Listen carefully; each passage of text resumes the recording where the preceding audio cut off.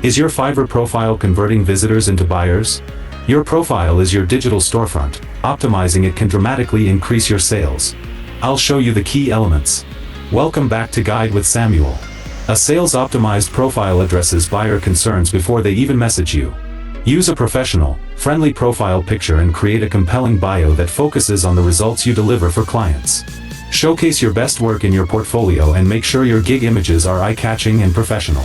A crucial pro tip: use keywords strategically throughout your profile. Think about what your ideal buyer would search for and naturally incorporate those terms in your gig titles, tags, and description. This helps you appear in relevant searches while also convincing visitors you're the right solution. And just like that, we've reached 100 Fiverr guides. To celebrate, I want to hear from you.